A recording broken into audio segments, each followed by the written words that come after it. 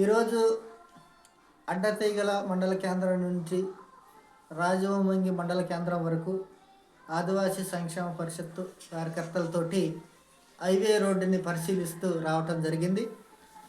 ఇందులో ప్రధానంగా మేము గుర్తించినటువంటిది ఏంటంటే, పలు చోట్ల హైవే రోడ్డు పాత రోడ్డు మీద కాకుండా పక్క నుంచి రావడంతో ఆ హైవే రోడ్డు అదే పక్కన మిగిలిపోయినటువంటి పాత రోడ్డు ఏదైతే ఉందో, కొంతమంది మహానుభావులు నాన్ ట్రైబ్స్ వాటిని కూడా ఆక్రమించేసుకొని వాళ్ళ పొలాల్లో కలిపేసుకోవటం మేము పరిశీలించాం. ఇది హైవే అథారిటీ హైవే చట్టాల ప్రకారం ఆర్ఎన్బి చట్టాల ప్రకారం క్రిమినల్ నేరంగా పరిగణించబడాలి అని చెప్పేసి మేము ప్రభుత్వాన్ని డిమాండ్ చేస్తూ ఉన్నాం. ఎక్కడెక్కడైతే పాత రోడ్లను ఆక్రమించుకొని వాళ్ళు పంట పొలాల్లో కలుపుకున్నారో వారందరిపై కూడా క్రిమినల్ కేసులు పెట్టాలని ఆదివాసీ సంక్షేమ పరిషత్ డిమాండ్ చేస్తూ ఉంది. అంతేకాకుండా అడ్డతీగల నుంచి ఇలా వస్తున్నప్పుడు పలు చోట్ల చాలా వందల ఎకరాల పంట పొలాలు ఉన్నాయి. ఆ పంట పొలాలు ఎవరి అని ఆరాధిస్తే అవన్నీ కూడా నాన్ ట్రైబల్సే. ఏజెన్సీ ప్రాంతాలలో వేలాది ఎకరాలు వందలాది ఎకరాలు పంట పొలాలు నాన్ ట్రైబల్స్కి ఎక్కడి నుంచి వచ్చాయని చెప్పేసి మేము ప్రభుత్వ అధికారులు అడుగుతూ ఉన్నాం. ఇక్కడ 170 చట్టం అమల్లో ఉంది. భూ ఆక్రమిత నిషేధ చట్టం 1905 అమల్లో ఉంది. గౌరవ సుప్రీంకోర్టు ఇచ్చినటువంటి జీవో 188 అమల్లో ఉంది. వీటన్నిటిని దాటుకొని నాన్ ట్రైబ్స్ ఎక్కడి నుంచి వలసలు వచ్చి ఇన్ని ఎకరాల భూములు సంపాదించుకొని వాళ్ళు వ్యాపారాలు వ్యవసాయాలు చేస్తున్నారనేది మేము ప్రభుత్వాన్ని కానీ అధికారులు కానీ ప్రశ్నిస్తూ ఉన్నాం.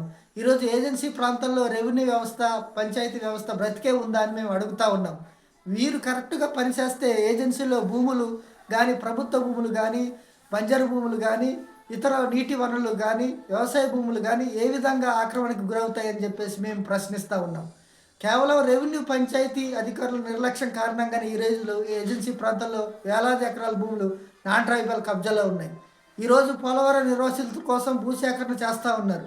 ఆ భూసేకరణ కోసం కోట్లాది రూపాయలు ప్రభుత్వం ఖర్చు పెట్టాల్సిన పరిస్థితి వస్తుంది. ఈ ధనమంతా ప్రజల సొమ్మే కదా. అదే ఈరోజు ఎక్కడైతే భూములు ఆక్రమించుకొని ఉన్నారో నాన్ ట్రైబ్స్ వేలాది ఎకరాలు, ఆ భూముల్ని స్వాధీనం చేసుకొని ప్రభుత్వం భూమి లేని ఆదివాసులకు కానీ నిర్వాసితులకు కానీ పంచితే ఎంత చక్కగా ఉంటుందని చెప్పేసి మేము సూచిస్తూ ఉన్నాం. బలవంతంగా భూసేకరణ ఆదివాసుల నుంచి చేయటం కాదు, అదే చిత్తశుద్ధితోటి భూ ఆక్రమణకు పాల్పడినటువంటి నాన్ ట్రైబల్స్ దగ్గర నుంచి ప్రభుత్వ భూములు కానీ ఆదివాసీ భూములు కానీ మీకు దమ్ము ధైర్యం ఉంటే అదే చిత్తశుద్ధితోటి అదే బలవంత భూసేకరణ చేసి ఎటువంటి ఆధారాలు లేని నాన్ ట్రైబల్స్ దగ్గర నుంచి 107 చట్టాన్ని ఉల్లంఘించినటువంటి నాన్ ట్రైబల్స్ దగ్గర నుంచి వాళ్ళు వ్యవసాయం చేస్తున్నట్టు వ్యవసాయ పొలాలను తీసుకొని నిర్వాసితులకు కానీ భూమి లేని ఆదివాసులకు కానీ పంచాలని, లేని ఏడల ప్రభుత్వం వాటిని స్వాధీనపరచుకోవాలని చెప్పేసి మేము ఈ సందర్భంగా డిమాండ్ చేస్తున్నాం. అంతేకాదు అక్రమ కట్టడాల కొరత ఇంకా అలాగే ఉంది. ఇప్పటి వరకు ఎన్నిసార్లు అర్జీలు ఇచ్చినా జిల్లా కలెక్టర్ కానీ రెవెన్యూ అధికారులు కానీ సబ్ కలెక్టర్లు కానీ పీఓలు కానీ స్పందించడం లేదు. విచ్చలవిడిగా ఎక్కడ వేసిన గొంగడు అక్కడ లేకనే అక్రమాలు అయితే గుర్తించారు. ఫారం 6, 7 నోటీసులు ఇచ్చారు.